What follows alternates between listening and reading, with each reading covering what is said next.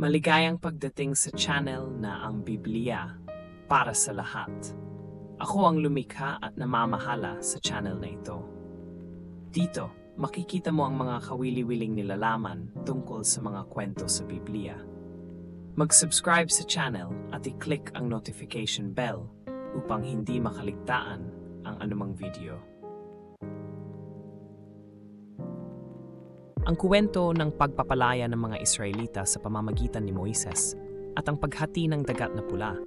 Noong panahon ng pagkaalipin ng mga Israelita sa Egypto, ang Diyos ay nagpadala ng isang tagapagligtas, si Moises, upang sila'y iligtas mula sa mapaniil na pamamahala ni Paraon. Bago sila tuluyang makalaya, pinarusahan ng Diyos ang Egypto sa pamamagitan ng 10 kakilakilabot na salot upang hikayatin si Paraon na palayain ang mga Israelita. Narito ang mga salot na ibinagsak ng Diyos.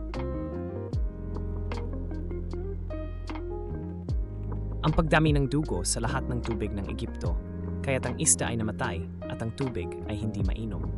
Ang pagdami ng mga palaka na pumuno sa mga tahanan, kama at kusina ng mga Egypsyo.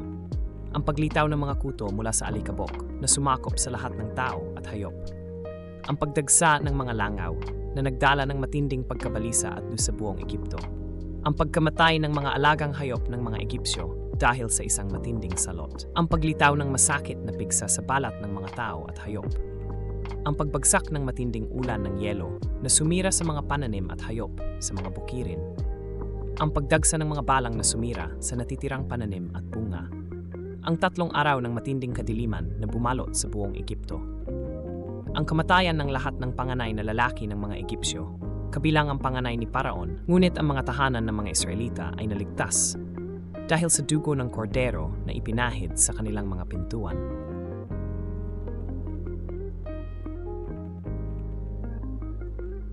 Matapos ang 10 salot na ito, sa wakas ay pumayag na si Paraon na paalisin ang mga Israelita. Ngunit ito'y hindi pa ang katapusan ng kanilang pagsubok. Habang naglalakbay ang mga Israelita mula sa Egypto patungo sa lupang pangako, pinangunahan sila ng Diyos sa pamamagitan ng isang haliging ulap sa araw at haliging apoy sa gabi upang ipakita ang tamang daan. Subalit, nang makarating sila sa tabi ng dagat na pula, napagtanto nila na hinahabol sila ng hukbo ni Paraon. Si Paraon, na nagbago ang isip, ay nagpadala ng kanyang mga karwahe at sundalo upang dalhin pabalik ang mga Israelita sa Egypto.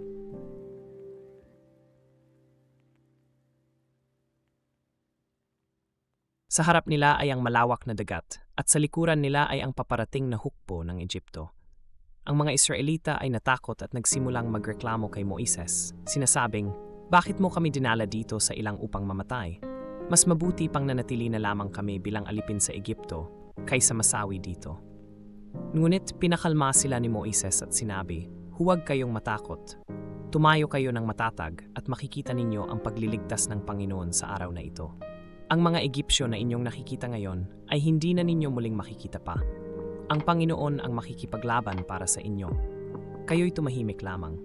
Pagkatapos, sinabi ng Diyos kay Moises, "Itaas mo ang iyong tungkod, iunat mo ang iyong kamay sa ibabaw ng dagat, at ito'y mahahati upang makatawid ang mga Israelita sa tuyong lupa."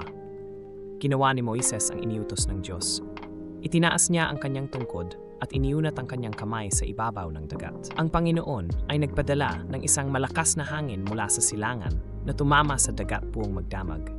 Nahati ang tubig at nagkaroon ng tuyong daan sa gitna ng dagat. Ang tubig ay naging parang pader sa magkabilang panig.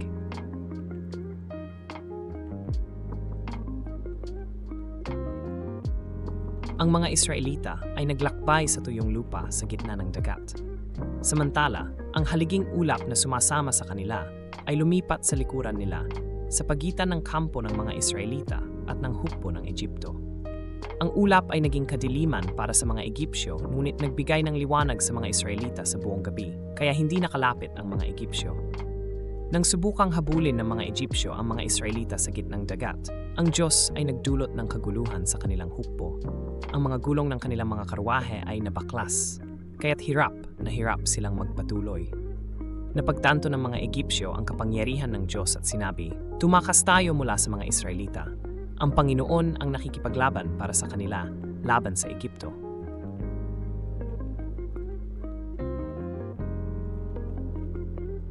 Pagkatapos, sinabi ng Diyos kay Moises, "Iunat mo muli ang iyong kamay sa ibabaw ng dagat upang bumalik ang tubig at tabunan ng mga Egyptyo ang kanilang mga karwahe at mga kabayo." Iniunat ni Moises ang kanyang kamay at ang tubig ay bumalik sa dati nitong kalagayan sa pagbubukang liwayway. Ang buong hukbo ni Paraon na pumasok sa dagat upang habulin ang mga Israelita ay nilamon ng tubig. Wala ni isang Egyptyo ang nakaligtas.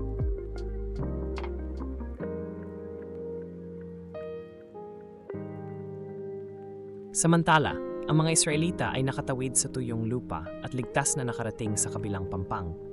Nang makita nila ang malaking kapangyarihan na ipinakita ng Panginoon laban sa mga Egyptyo, sila'y natakot at nagtiwala sa Diyos at sa kanyang lingkod na si Moises. Nagpuri sila sa Diyos sa pamamagitan ng pag-awit at pagsasayaw. Si Miriam, ang kapatid na babae ni Moises, ay nanguna sa mga kababaihan na may mga tamburin at sila'y nagdiwang, sinasabing, "Awitin natin ang Panginoon sapagkat siya'y nagtagumpay ng maluwalhati." Ang kabayo at ang sakay nito ay inihagis niya sa dagat.